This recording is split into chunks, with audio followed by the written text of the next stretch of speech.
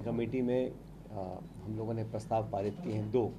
पहला प्रस्ताव था जो पहलगाम में आतंकियों ने हमला किया और निर्दोष सैलानियों का जो नरसंहार किया है, मैं समझता हूँ वो एक पाकिस्तान द्वारा एक तरह का आक्रमण है भारत के ऊपर, और उसका पर्याप्त जवाब देना मुझे लगता है समय आ चुका है उस बात का। और कांग्रेस पार्टी ने और समूचे विपक्ष ने निसंकोच भाव से और पूरी ताकत के साथ सरकार को समर्थन दिया है।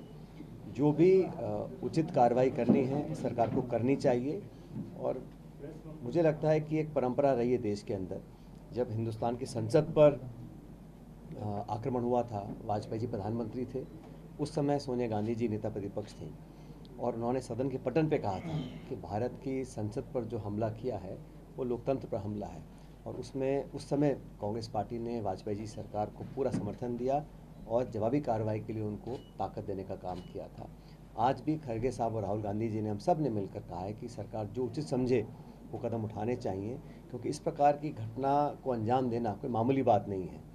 और आज तो 140 करोड़ लोग एकजुट हैं और चाहते हैं कि पाकिस्तान को मुंह तोड़ जवाब मिलना चाहिए। बिना समय खोए सरकार को अपने सब साधन इकट्ठे कर कर जो इंटेलिजेंस इनपुट्स हैं और जो भी तैयारी करनी है वो कर कार्रवाई करनी चाहिए, क्योंकि अब ये साबित हो चुका है कि पाकिस्तान नहीं चाहता कि हमारे देश में अमन चैन रहे। और इस प्रकार जो ये घटना हुई है, इसमें नाम पूछकर पहली बार इस प्रकार की घिनौनी हरकत आतंकियों ने की है और पूरे समर्थन के साथ की है पाकिस्तान के। तो मुझे लगता है कि सरकार को बिना समय खोए संकोच होकर दृढ़ता से एक मुंहतोड़ जवाब देने का उनको काम करना चाहिए। पूरा समूचा देश एकजुट है और आतंकवाद को जड़ से ख़त्म करने का यही एक तरीका है। इस बात पर हमारी कार्य समिति ने प्रस्ताव पारित किया था। दूसरा, हम लोगों ने प्रस्ताव पारित किया है कि हाल ही में अचानक केंद्र सरकार ने जातिगत जनगणना, तो हम लोगों ने कहा है कि इस मांग को कांग्रेस पार्टी बहुत लंबे समय से उठा रही है और राहुल गांधी जी ने भारत जोड़ो यात्रा में स्पष्ट कहा था कि देश का एक्सरे होना चाहिए। तो मैं आपको स्पष्ट करना चाहता हूं कि हम लोग ये नहीं चाहते हैं कि आप जब सेंसस हो तो जनगणना में एक जाति का कॉलम ऐड कर दें ताकि पता पड़े कौन किस जाति का है। वो लक्ष्य नहीं है। हमारा मकसद है कि इस देश में बहुत बड़ा मुल्क है, किस हालात में लोग और परिवार रह रहे हैं, उनकी शैक्षिक, उनकी आर्थिक, उनकी आमदनी, उनके रोज़गार, सरकार की योजनाओं का कितना लाभ उनको मिला है नहीं मिला, उनका पॉलिटिकल इन्वॉल्वमेंट कितना है। तो उन लोगों की भागीदारी सुनिश्चित करने के लिए हम लोग चाहते हैं डेटा हमारे पास हो। आज सरकारें जो घोषणा करती हैं वो एडहॉक बेसिस पे करती हैं। किसी को साइंटिफिकली मालूम नहीं है कि कितनी तादाद में कितने लोग किस स्थिति में रह रहे हैं। अंदाजे के हिसाब से लोग अपना बजट की घोषणा करना, पैसा आवंटन करना, नीति निर्माण करना, इस प्रकार के काम करते हैं। तो जब तक हमारे पास डेटा नहीं आएगा हम लोग उनकी भागीदारी सुनिश्चित नहीं कर पाएंगे। और करोड़ों करोड़ लोग ऐसे हैं जो आज मुख्य धारा से बाहर हैं, उनको अंदर लाने के लिए, एक समानता लाने के लिए और एक साइंटिफिक अप्रोच हम लोग चाहते हैं सरकार अडॉप्ट करे। इसलिए हमने अपने रेजोल्यूशन में भी कहा है कि सेंसस जो हो पारदर्शी तरीके से हो। और बीजेपी को जुमला देने की बहुत आदत है। उन्होंने एक जुमला दिया महिला आरक्षण का, कब लागू होने पता किसी को नहीं है। तो हम चाहते हैं कि समय सीमा बांध कर इस सेंसस को ये लोग तैयारी से लेकर आएँ और उसमें इन्वॉल्वमेंट रखें, डेटा साइंटिस्ट की, सोशल साइंटिस्ट की, एनजीओज़ की, विपक्ष की, पक्ष की, सब मिलकर एक टेक्नोलॉजी का प्रयोग कर कर जल्द से जल्द एक पुख्ता साइंटिफिक डेटा हमारे पास अवेलेबल हो, ताकि राज्य सरकार और केंद्र सरकारें मिलकर एक पॉलिसी ऐसी इम्प्लीमेंट करें ताकि जो वंचित रह गए हैं उन तक हम लोग पहुँच सकें। कई बार बजट ज़्यादा है, कहाँ कम करना है, कहाँ स्कीम्स चालू करनी है नहीं करनी है, ये सब एक साइंटिफिक तरीके से होगा। इसलिए हम लोग चाहते हैं कि सेंसस किया जाए। और आप सब जानते हो कि बीजेपी ने पिछले 11 साल में लगातार इस कास्ट सेंसस का विरोध किया। इनके मंत्री, इनके संतरी, इनके मुख्यमंत्री, सब लोगों ने कहा कि कांग्रेस की जो मांग है व्यवहारिक नहीं है और देश को बांटने का काम करते हैं। वो नारे याद होगा आपको, बटोगे तो कटोगे, एक हैं तो सेफ हैं, ये सब बातें भाजपा बोलती थी। और कांग्रेस पार्टी को, राहुल जी को बोलते थे कि अर्बन नक्सल हैं, ये जाति की बात करते हैं। हमारा उद्देश्य ये है कि देश का एक्सरे हो, जैसे राहुल जी चाहते हैं, पता पड़े कौन किस हालात में जी रहा है। और हर वर्ग को इस देश में भागीदारी का एक अधिकार है, संविधान ने दिया है। जिस संविधान की धज्जियाँ सरकार उड़ा रही है, जिस संविधान को कमज़ोर करने का काम कर रही है, संवैधानिक संस्थाओं को नीतिगत तरीके से कमज़ोर सरकार बीजेपी की कर रही है, हम लोग चाहते हैं कि सेंसस भी जो हो ये समय सीमा बांध कर होना चाहिए, पारदर्शी होना चाहिए और साइंटिफिक अप्रोच के साथ होना चाहिए और जल्द होना चाहिए। ये दो प्रस्ताव हमने CWC में पास किए थे 2 दिन पहले। जातिगत जनगणना, तो हम लोगों ने कहा है कि इस मांग को कांग्रेस पार्टी बहुत लंबे समय से उठा रही है और राहुल गांधी जी ने भारत जोड़ो यात्रा में स्पष्ट कहा था कि देश का एक्सरे होना चाहिए। तो मैं आपको स्पष्ट करना चाहता हूं कि हम लोग ये नहीं चाहते हैं कि आप जब सेंसस हो तो जनगणना में एक जाति का कॉलम ऐड कर दें ताकि पता पड़े कौन किस जाति का है। वो लक्ष्य नहीं है। हमारा मकसद है कि इस देश में बहुत बड़ा मुल्क है, किस हालात में लोग और परिवार रह रहे हैं, उनकी शैक्षिक, उनकी आर्थिक, उनकी आमदनी, उनके रोज़गार, सरकार की योजनाओं का कितना लाभ उनको मिला है नहीं मिला, उनका पॉलिटिकल इन्वॉल्वमेंट कितना है, तो उन लोगों की भागीदारी सुनिश्चित करने के लिए हम लोग चाहते हैं डेटा हमारे पास हो। आज सरकारें जो घोषणा करती हैं वो एडहॉक बेसिस पे करती हैं। किसी को साइंटिफिकली मालूम नहीं है कि कितनी तादाद में कितने लोग किस स्थिति में रह रहे हैं। अंदाजे के हिसाब से लोग अपना बजट की घोषणा करना, पैसा आवंटन करना, नीति निर्माण करना, इस प्रकार के काम करते हैं। तो जब तक हमारे पास डेटा नहीं आएगा हम लोग उनकी भागीदारी सुनिश्चित नहीं कर पाएंगे। और करोड़ों करोड़ लोग ऐसे हैं जो आज मुख्य धारा से बाहर हैं, उनको अंदर लाने के लिए, एक समानता लाने के लिए और एक साइंटिफिक अप्रोच हम लोग चाहते हैं सरकार अडॉप्ट करे। इसलिए हमने अपने रेजोल्यूशन में भी कहा है कि सेंसस जो हो पारदर्शी तरीके से हो। और बीजेपी को जुमला देने की बहुत आदत है। उन्होंने जुमला दिया महिला आरक्षण का, कब लागू करेंगे पता किसी को नहीं है।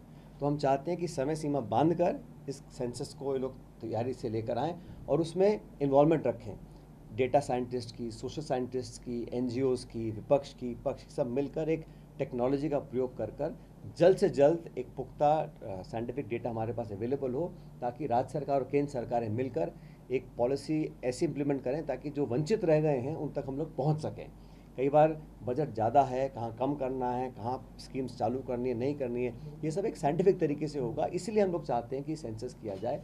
और आप सब जानते हो कि बीजेपी ने पिछले 11 साल में लगातार इस कास्ट सेंसस का विरोध किया। इनके मंत्री, इनके संतरी, इनके मुख्यमंत्री सब लोगों ने कहा कि कांग्रेस की जो मांग है व्यवहारिक नहीं है और देश को बांटने का काम करते हैं। वो नारा याद होगा आपको, बटोगे तो कटोगे, एक हैं तो सेफ हैं, ये सब बातें भाजपा बोलती थी। और कांग्रेस पार्टी को, राहुल जी को बोलते थे कि अर्बन नक्सल हैं, ये जाति गणना की बात, जाति की बात करते हैं।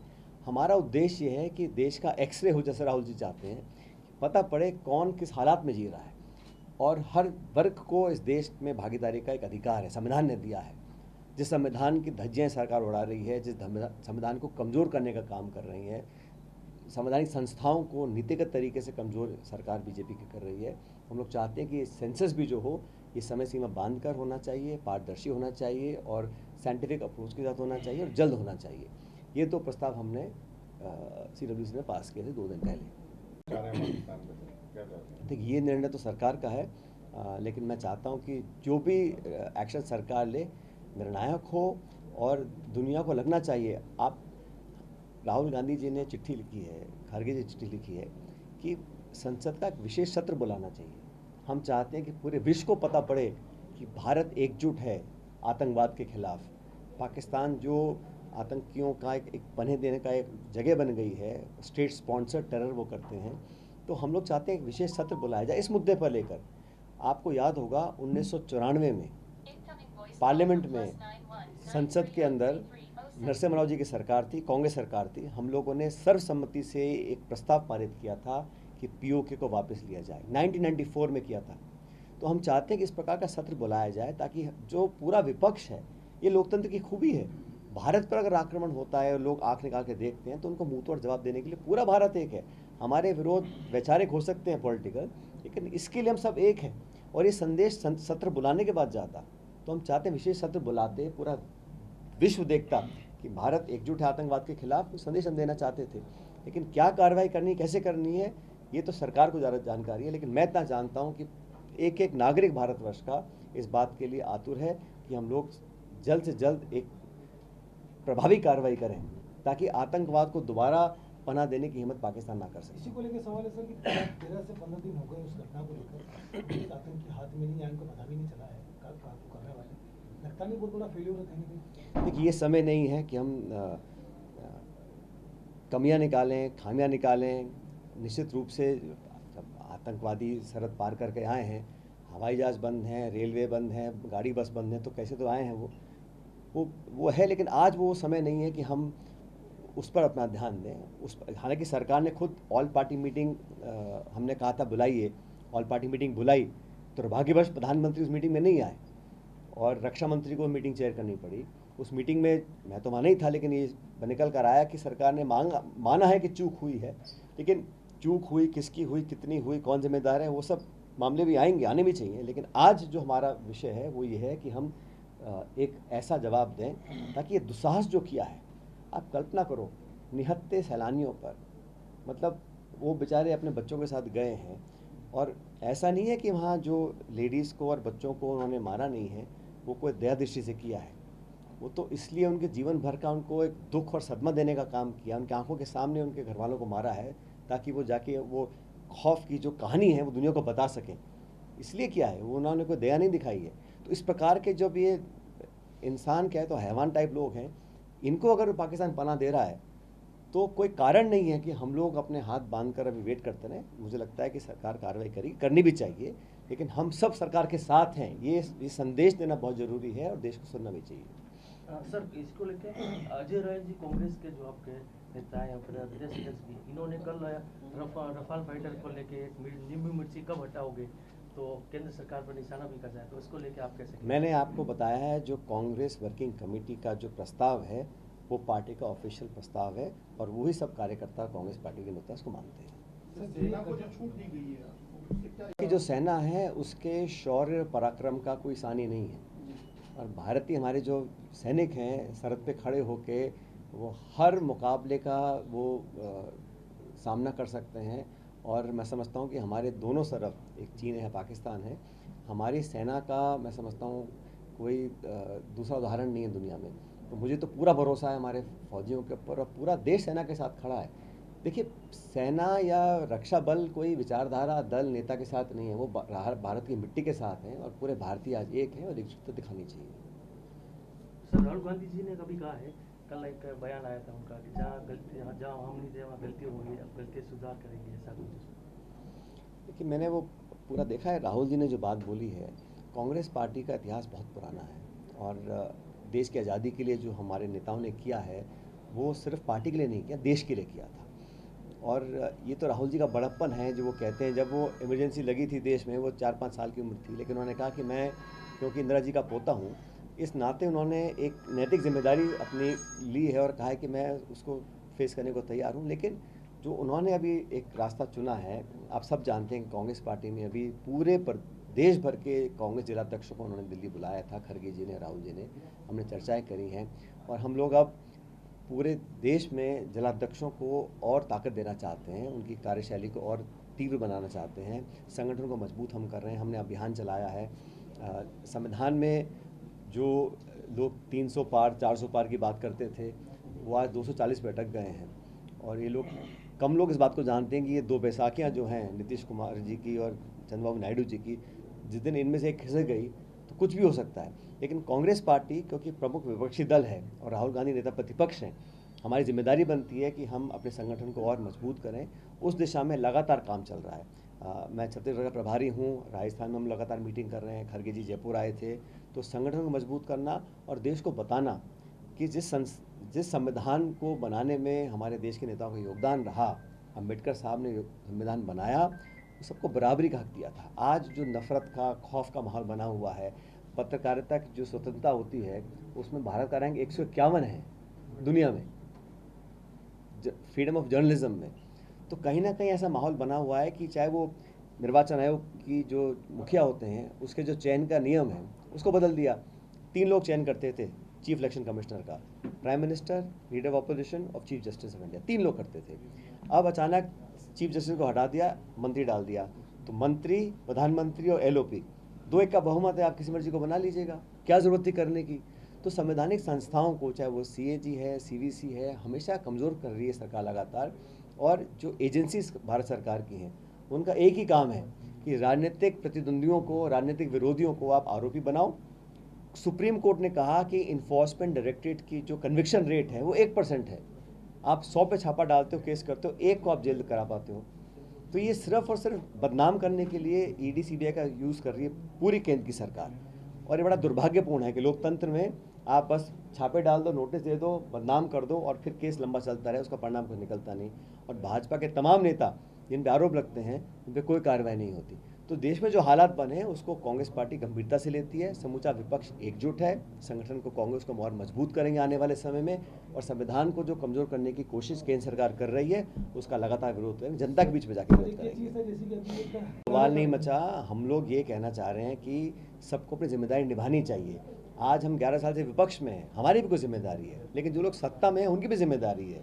और लोकतंत्र में पक्ष विपक्ष दोनों की अलग अलग भूमिका होती है। तो जो लोग सत्ता ले रहे हैं, वोट ले रहे हैं, शासन कर रहे हैं, उनकी नैतिक जिम्मेदारी भी है, जवाबदेही भी है, पार्लियामेंट के अंदर भी है, बाहर भी है, वो होनी भी चाहिए। बाद में फोटो क्यों हटाया सर? बाद में फोटो अभी डिलीट कर दिया था। तो कुछ ढलता है तो हमें थोड़ा रहता होगा, वो हटता रहता बदलता रहता है। लेकिन ये मामला ये नहीं है। बड़े नेता है, कांग्रेस पार्टी की स्थिति कहीं कमज़ोर नहीं है। आज भी हर प्रत्येक गांव ढाणी में कांग्रेस का समर्थक वोटर मौजूद है। आज हम सत्ता में नहीं हैं, लेकिन राजस्थान के अंदर हम लोग लगभग 70 विधायक जीत कर आए थे।